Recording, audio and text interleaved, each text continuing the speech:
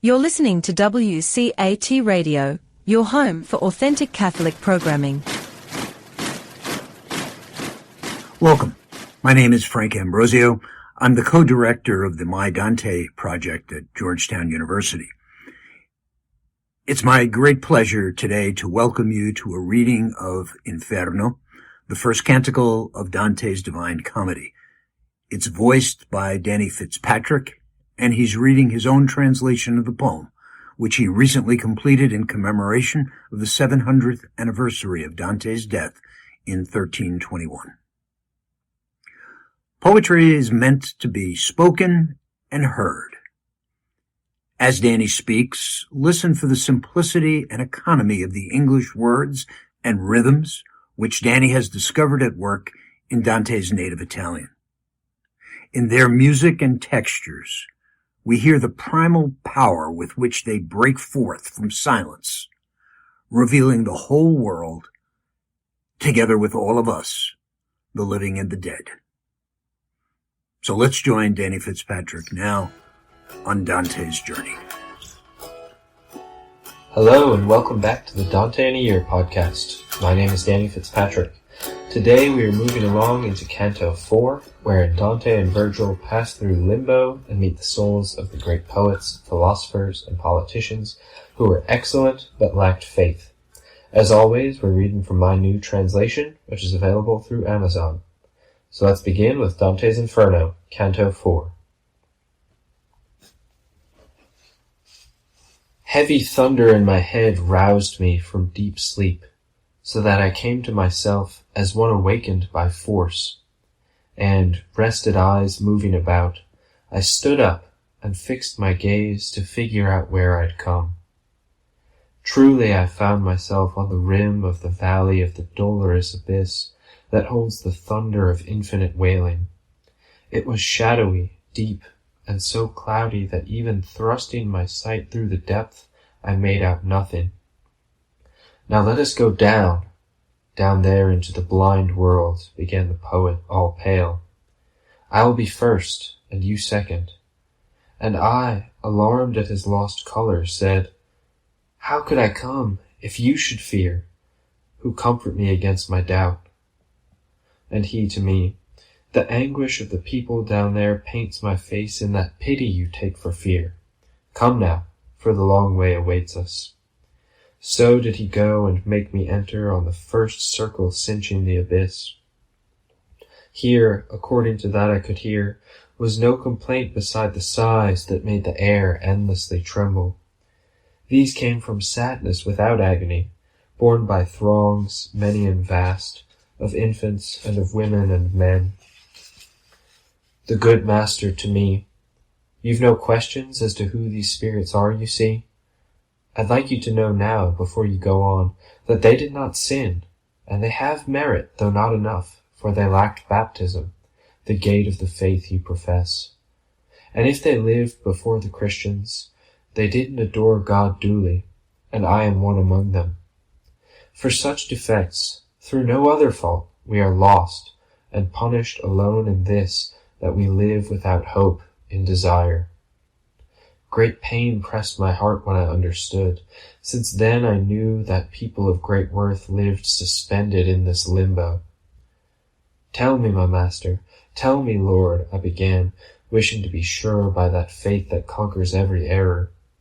Was there ever one who through his faith, or through another's, got out of here to blessedness? And he who understood my covert speech responded, I was new in this state, when I saw one filled with power come, crowned with the sign of victory.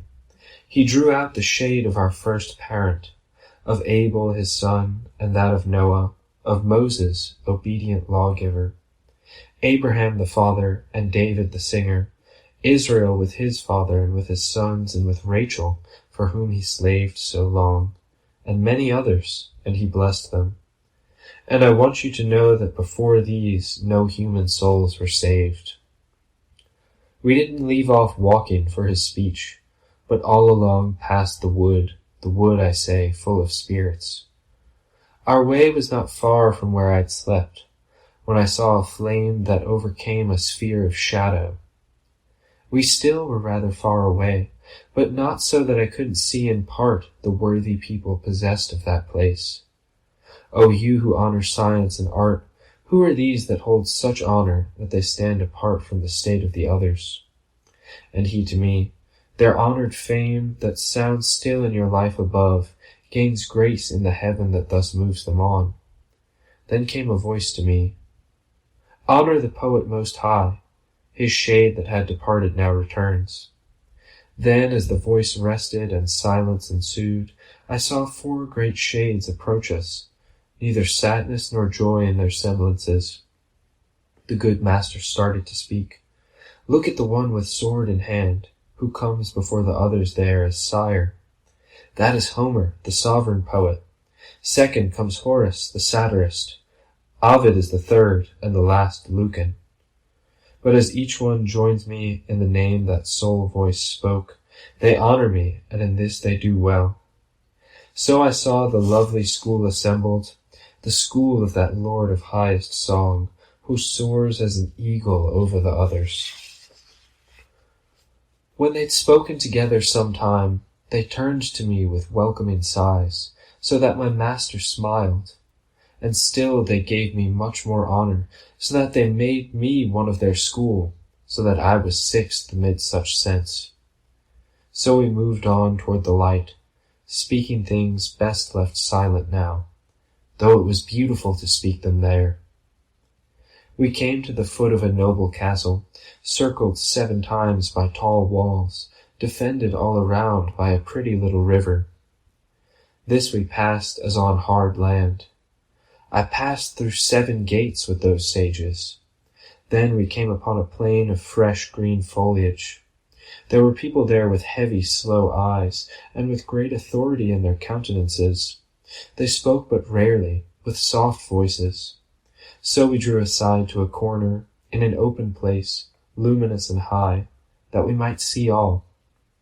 Just there, above the smoothed green, the great spirits were shown to me, so that still I exult in myself at what I saw. I saw Electra with a great company, among whom I noticed Hector and Aeneas, Caesar armed with griffin eyes. I saw Camilla and Penthesilea. Apart from the others, I saw the king Latium seated with Lavinia his daughter. I saw that Brutus who chased out Tarquinius, Lucretia, Julia, Macia, and Cornelia, and alone apart I saw Saladin. Then, as I lifted my gaze a bit more, I saw the master of those who know, seated with his philosophic family. All marvel at him, all give him honor. There I saw Socrates and Plato, before the rest, pressed nearest him. Democritus, who puts the world down to chance. Diogenes, Anaxagoras, and Thales, Empedocles, Heraclitus, and Zeno. And I saw the good collector of quality, that is, Dioscorides. And I saw Orpheus, Tully, and Linus, and moral Seneca, Euclid the geometer, and Ptolemy, Hippocrates, Avicenna, and Galen, Averroes, who gave his great glosses. I'm unable to tell the full tale of them, for my long theme so whips me on, that many times the telling falls short of the fact. The 6-fold company declines to 2. The wise leader guides me in another way, out of the quiet, into the air that trembles, and I come to a part nothing lights. Thanks for joining me for another episode of the Dante in a Year podcast. See you Friday for Canto 5.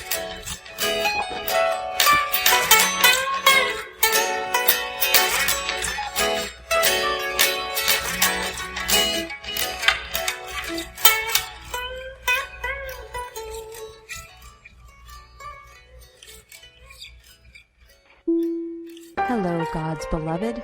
I'm Annabelle Mosley, author, professor of theology, and host of Then Sings My Soul and Destination Sainthood on WCAT Radio.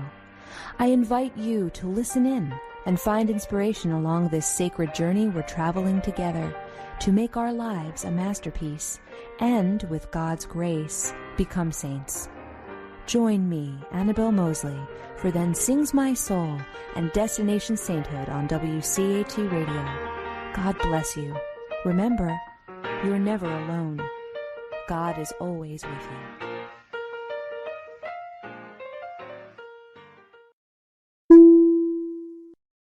Thank you for listening to a production of WCAT Radio. Please join us in our mission of evangelization. And don't forget, love lifts up when knowledge takes flight.